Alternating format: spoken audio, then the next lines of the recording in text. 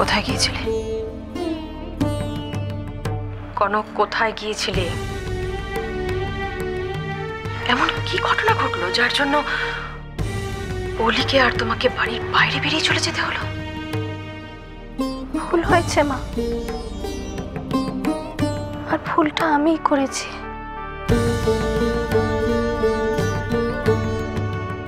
আমায় তুমি ক্ষমা করে দাও।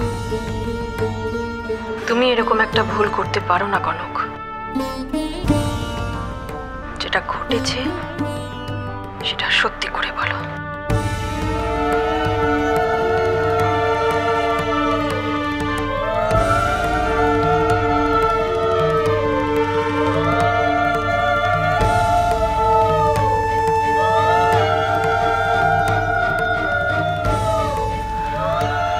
মা,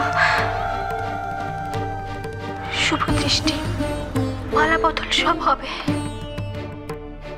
আমি যাই।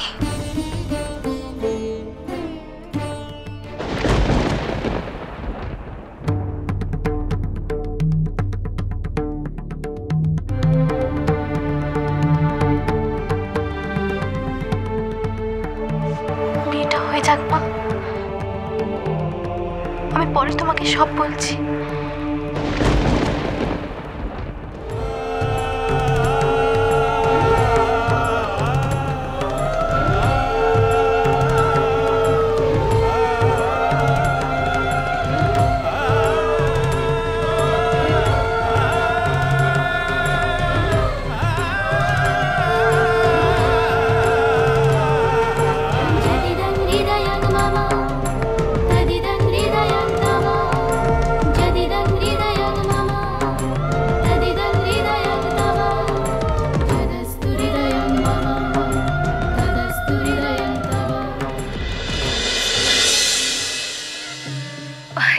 কি বিয়ের আসর ছেড়ে আপনি এখানে চলে এলেন?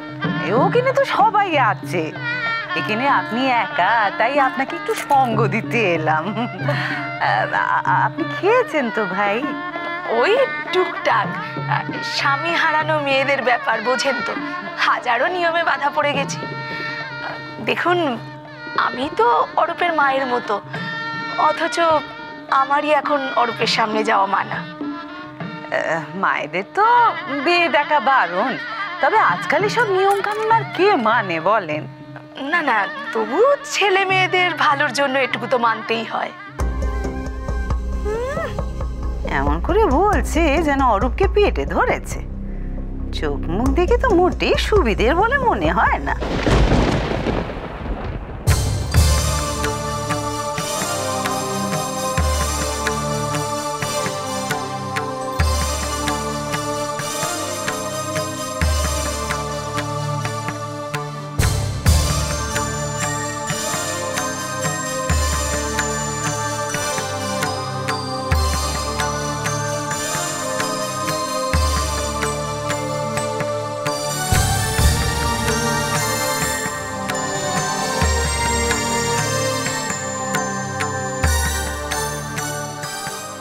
আচ্ছা, আপনি কি বলছেন একটু খুলে বলবেন? না মানে, অলিকে তো আমার বেশ ভালো বলেই মনে হয়েছে। বুড়ায় গোলদ, বুঝেছেন তো? আপনি কি অলির মায়ের কথা? মা তো না, আসলে তো সৎ মা, জানেন? ওই ছেলে মেয়ে দুজনই তো আগের পক্ষে। এমন হাফ হাফ করে ঘুরে বেড়ান যেন ছিলে ছিলে সম্পত্তি সব ওনার নিজের। উঠতে বসতে আমার মেয়েদের দোষ দেন, এদিকে নিজের মেয়েকে তো শাসন করার ক্ষমতা নেই কো। আচ্ছা, অলি কোথায় গেছিল আপনি জানেন?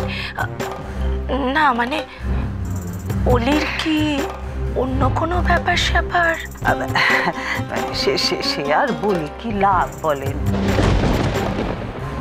বেচারা অরূপ, তার নিজের বলতে কি এমন আছে বলেন যে এসবের খোঁজ খবর নেবে? আরে বাবা, আমি তো আছি, আমাকেই বলুন। কি লাভ?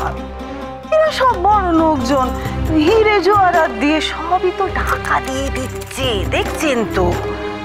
আমি যে আপনাকে এসব কথা বললাম, এগুলো কাউকে বলবেন না ভাই। অরূপ কেউ না। না না, ভরসা করে বলেছেন, মাথায় থাকবে। অনেক ব্যাপার আছে যেটা এই মহিলা জানেন। কায়দা করে আসল ঘটনাটা বের করতে হবে ওনার থেকে। দিয়েছে খুঁচিয়ে, এবার খবর দিলে তবেই খবর পাবি। जदिदं हृदयं मम तदिदं हृदयं तव जदिदं हृदयं मम तदिदं हृदयं तव यदस्तु हृदयं मम तदस्तु हृदयं तव यदस्तु हृदयं मम तदस्तु हृदयं तव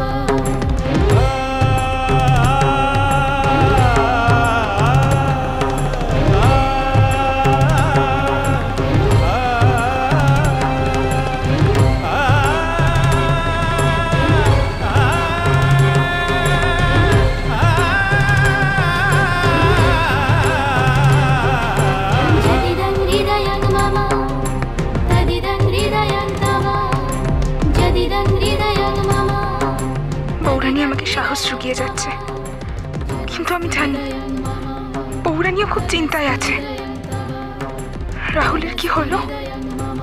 ও বেঁচে আছে তো? যাক, কলির বিয়েটা ভালোই ভালোই মিটে এলো প্রায়। সিঁদুরদান হলেই ব্যাস। তোমার মনে হচ্ছে সব ভালো ভালো মিটে গেল বিশু? এই কথা তুমি বলছো সাত্তকী? একবার ভাবো তো, কলির যদি ফিরতে আর একটু দেরি হতো তাহলে কি হতো? প্রশ্নটা হলো, অলি গেছিল কোথায়? আর বিয়ের রাতে এমন কি ইম্পর্টেন্ট ছিল যে ওকে যেতে হলো? সাত্তকী, এই প্রশ্নগুলো মনে আনা এখন জাস্ট অপ্রাসঙ্গিক, অপ্রয়োজনীয়। আমি জানি তোমার মনে অনেক রকম প্রশ্ন আসছে, আমারও তাই, কিন্তু এখন এসব ভেবে তো কোনো লাভ নেই, বলো? দাদাভাই বলছি, ছোট মা কোথায় আছে জানো? মেয়ের বিয়ে দেখতে নেই বলে বোধহয় ছোট বৌদি অনেকক্ষণ এদিকটা আসেনি। কেন, কোনো দরকার আছে? হ্যাঁ, সিঁদুরদান হবে তো, লজ্জাবস্ত্র খুঁজে পাচ্ছি না। তোমরা এতজন রয়েছো, লজ্জা বস্ত্রের জন্য ছোট মাকেই দরকার? আসলে দাদাভাই ছোট মা নিজের হাতে সবকিছু গুছিয়ে রেখেছেন তো, তাই উনিই জানেন কোথায় আছে। আচ্ছা ঠিক আছে, আমি দেখছি। আমি যাচ্ছি, আমি ডেকে আনছি মাকে। হ্যাঁ কনক, তুই এক কাজ কর, বলছি ছোট মাকে ডাকতে হবে না, জাস্ট জেনে আয় যে কোথায় রেখেছেন উনি লজ্জাবস্ত্র। ঠিক আছে, তাড়াতাড়ি যা বাবা, তাড়াতাড়ি যা। আমি জানি মা অপেক্ষা করে আছে আমার কাছ থেকে সবকিছু শোনার জন্য। এই কথাগুলো মাকে বলে চিন্তায় ফেলতে চাই না আমি, কিন্তু মা আবার জিজ্ঞেস করলে কি বলবো আমি? কিছু তো একটা বলতেই হবে।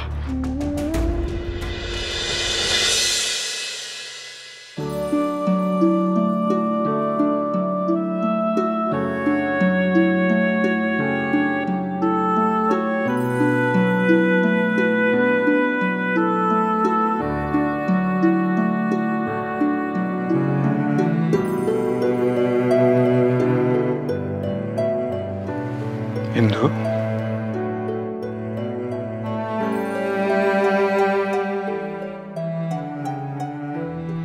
আমাদের মেয়ের বিয়ে হচ্ছে, তুমি একবার গিয়ে দাঁড়াবে না ওখানে?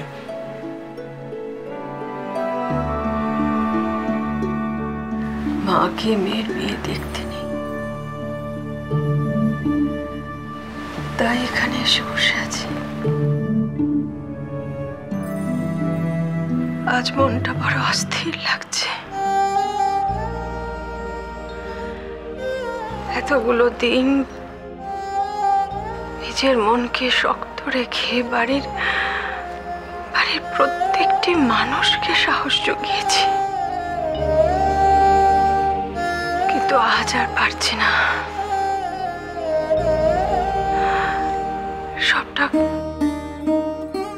সবটা কেমন খালি হয়ে গেছে মনে হচ্ছে। অলিকে ছেড়ে থাকবো কি করে বলো তো?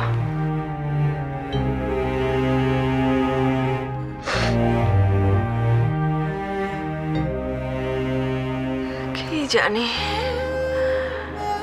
কেমন থাকবে মেয়েটা। ও সুখী হবে তো? নতুন জীবনের সঙ্গে মানিয়ে নিতে পারবে তো? পারবে। ও তো তোমারই মেয়ে ইন্দু। তুমি তো ওকে শিখিয়েছো সবার সঙ্গে সব কিছুর সঙ্গে মানিয়ে নিতে। চিন্তা করো না, দেখবে ও সব ঠিক মানিয়ে নেবে। ইন্দু, আমি বাইরে যাচ্ছি, তুমি একবার এসো,